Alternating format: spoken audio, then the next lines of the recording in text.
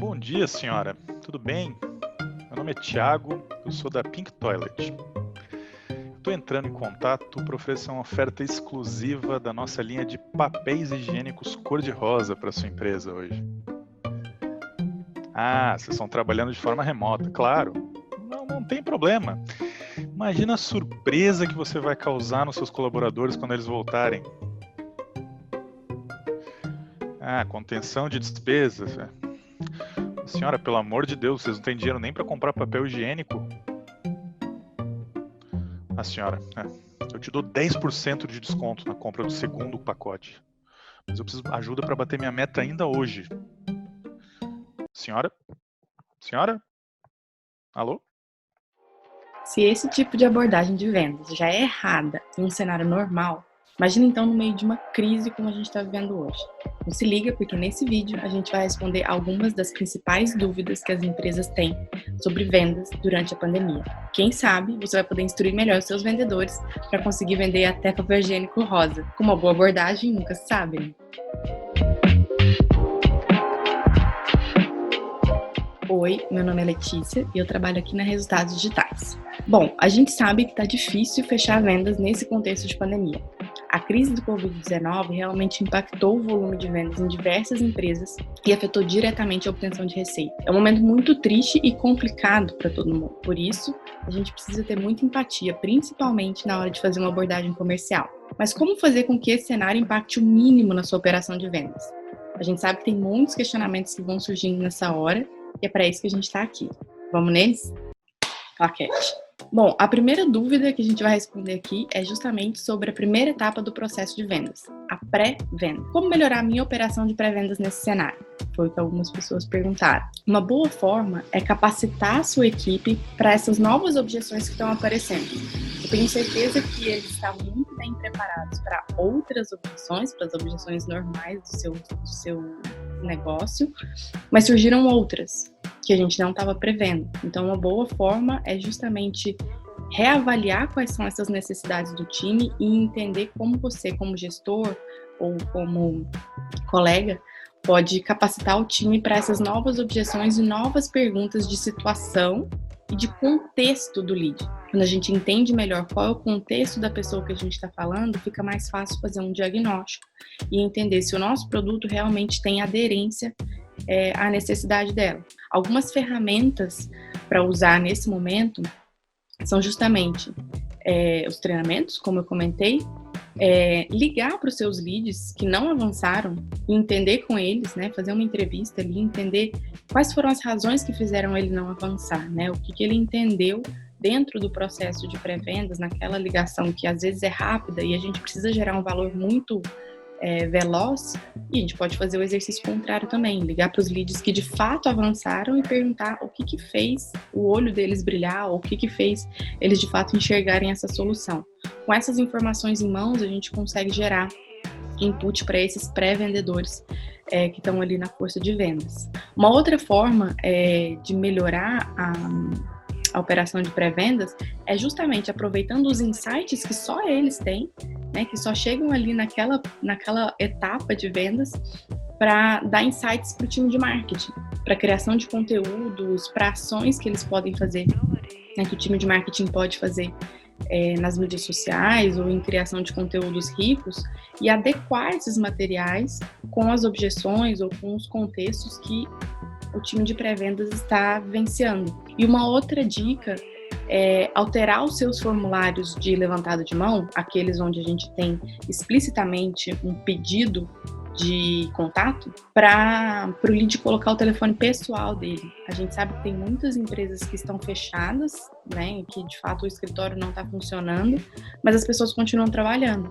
para que os pré-vendedores consigam até não só entrar em contato, mas também personalizar os templates de prospecção para esse momento, né? Acho que isso é uma coisa super interessante também de trazer, que é não ter templates super genéricos, né? Na prospecção, quanto mais personalizado, quanto mais específico a gente for na dor do nosso potencial cliente, melhor.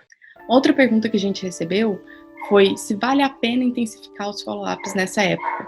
Então, conectando aí com o que a gente falou sobre pré-vendas, né? O follow-up pelo follow-up, ele nunca vale a pena, nem agora e nem antes.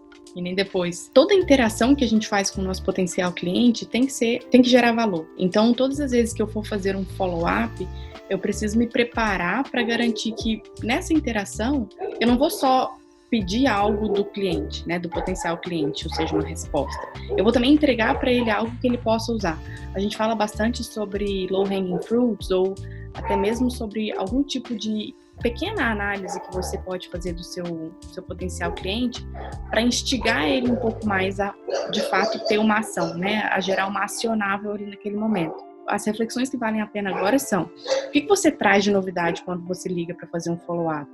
Você analisa o momento dele, o segmento, os concorrentes, o que o mercado e a indústria que ele está inserido estão fazendo para gerar uma oferta de fato valorosa para ele, que ele de fato perceba que você tem a solução para o problema que ele está enfrentando agora.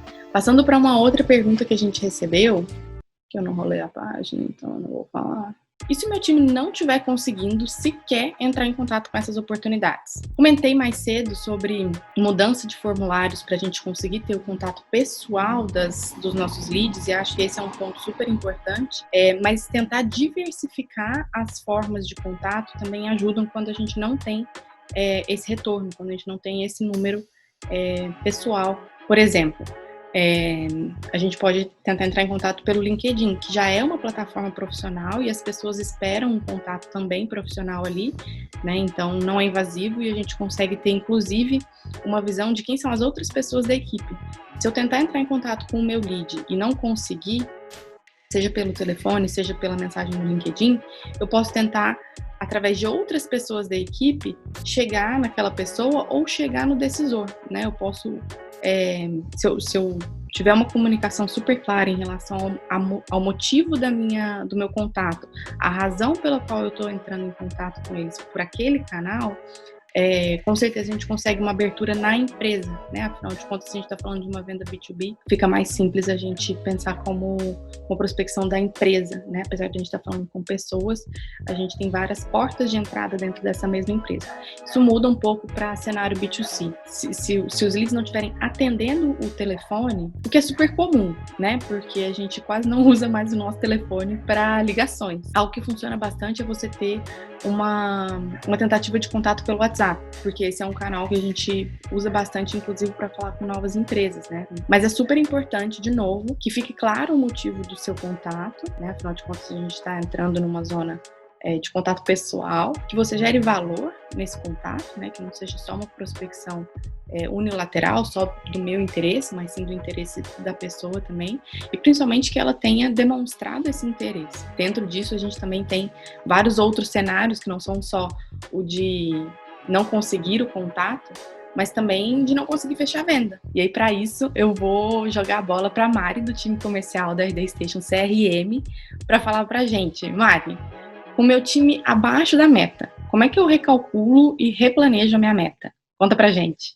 Bom, Lê, acredito que o primeiro ponto aqui é acompanhar, alinhar e se planejar antes para não precisar mudar a regra no meio do jogo, né? É importante acompanhar os resultados diários, analisar motivos de perda, ouvir ligações e entender se o motivo da crise é realmente o motivo da queda da performance ou não. Numa crise, também é importante pensar no negócio, logicamente, mas com empatia pelas pessoas.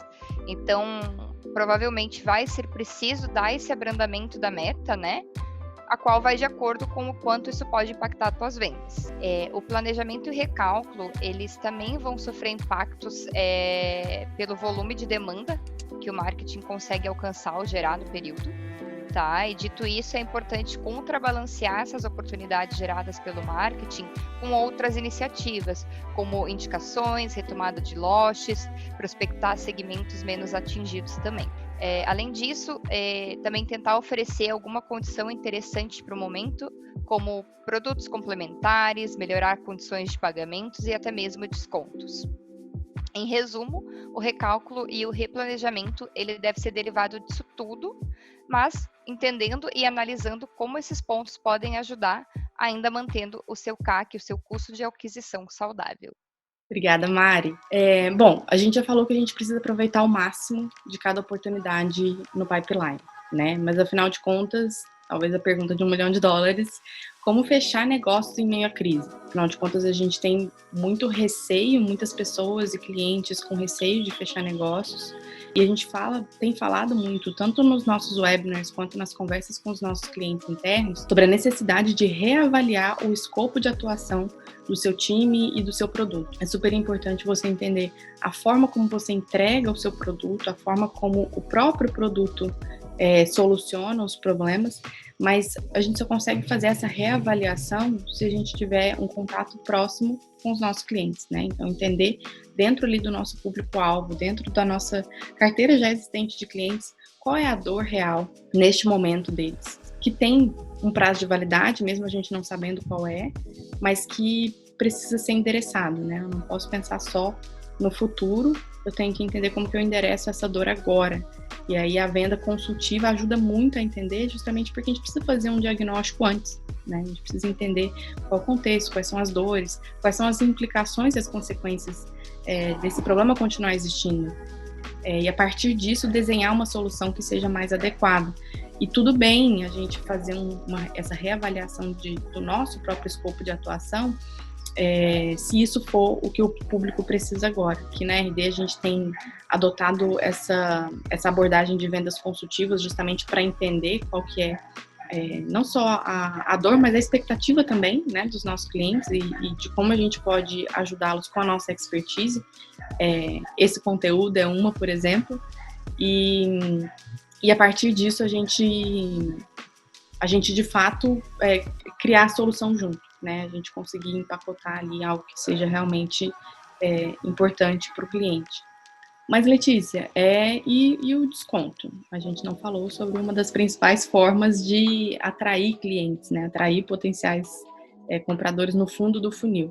Será que eu tenho que rever a minha estratégia de precificação? Tanto o desconto quanto a estratégia de precificação, elas precisam ser muito bem pensadas antes de colocar na rua, né? É importante você analisar aí o seu CAC, analisar a sua margem, entender qual é o valor que aquele desconto está gerando para o seu cliente, porque provavelmente o desconto vai ajudar as pessoas que já estão ali quase no momento de compra, né? No finalzinho ali da decisão e ele amarra essa decisão. A gente não quer clientes que venham só pelo preço, né? E sim pelo valor que a gente está gerando, justamente porque isso traz uma relação de longo prazo.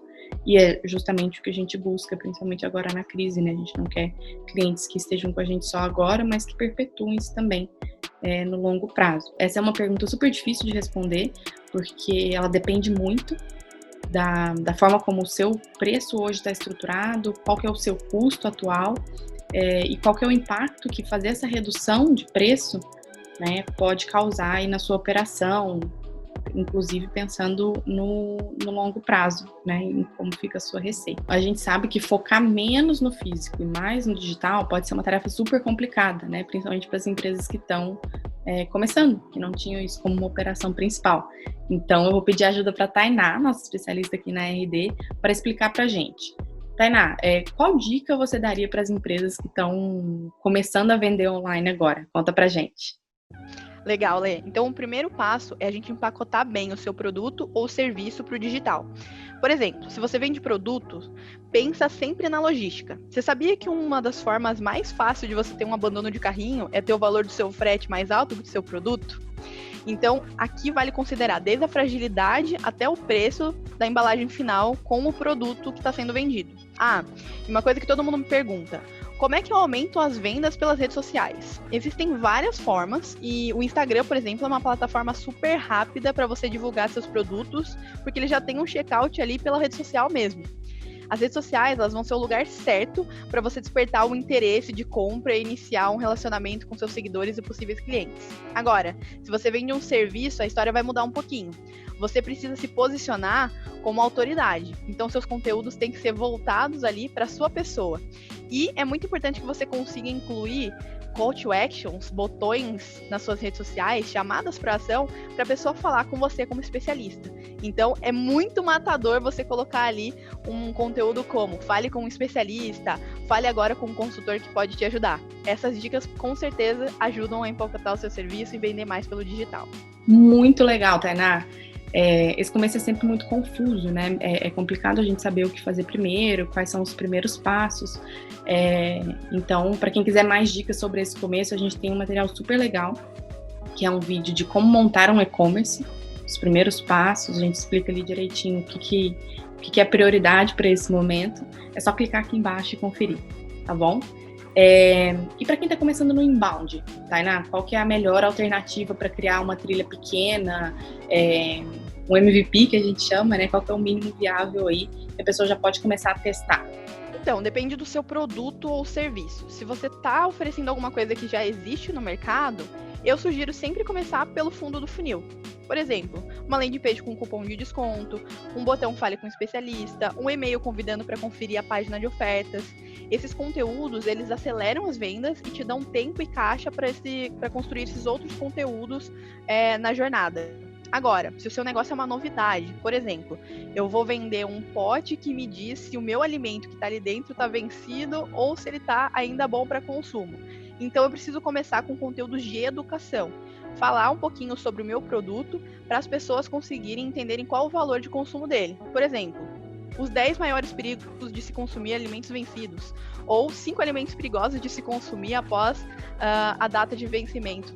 Então, são conteúdos que vão ajudar o seu público a entender por que comprar o seu produto. Só não esquece, o conteúdo ele nunca vai se entregar sozinho. Então, você precisa divulgar e otimizar de acordo com os feedbacks dos seus clientes. Legal, Tainá.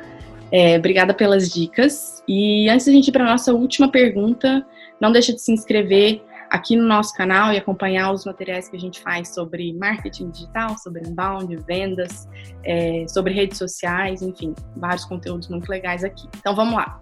Última pergunta. O período de reclusão está prejudicando a moral do meu time de vendas. Como motivar e animar a equipe nesse contexto? É um momento super difícil para todo mundo, né? Acho que não só a equipe de vendas se sente desmotivada, mas todo mundo está num momento um pouco esquisito, né? Então, como gestores de vendas, acredito que essa pergunta foi feita por um gestor de vendas, eu acredito que é super importante reconhecer as pequenas vitórias, né? Entender aí quais são os pequenos avanços que a sua equipe está dando todos os dias, fazer o reconhecimento diário, semanal, desse esforço e não só do resultado. Acho que é super importante a gente reconhecer o esforço que está sendo feito agora também. Se você tiver como, né, se a empresa tiver essa possibilidade, trabalhar com uma revisão de metas ou até mesmo congelamento de comissão para dar uma segurança psicológica a mais para os seus vendedores. E por último, acho que talvez o mais importante, mais relevante, é o gestor colocar a mão na massa também, né? Nada mais motivador do que você ver que tá todo mundo junto, que tá todo mundo tentando e que o esforço coletivo está gerando resultado, né? Então, o gestor que não fica só cobrando, mas que também tenta ligar, tenta reverter um lost, tenta colocar o pitch na rua para tentar entender as objeções, para tentar fechar a venda, para poder ajudar um vendedor num dia que não estiver muito bem. E com isso, quando o gestor começa a participar também do dia a dia, da operação, fica até mais fácil a gente ter empatia e entender um pouco mais quais são as dificuldades e como que a gente, como empresa, pode dar mais ferramentas para os vendedores. E aí, será que eu consegui responder algumas dúvidas que você também tinha sobre o processo de vendas nesse cenário que a gente está vivendo hoje? E se eu esqueci de algum ponto, compartilha aqui nos comentários, não deixe de trazer para a gente a sua pergunta, a gente vai respondendo, ou a gente grava outros vídeos como esse para poder responder. E a gente se vê na semana que vem. A gente vai passar por isso todo mundo juntos, tá bom? Um abraço!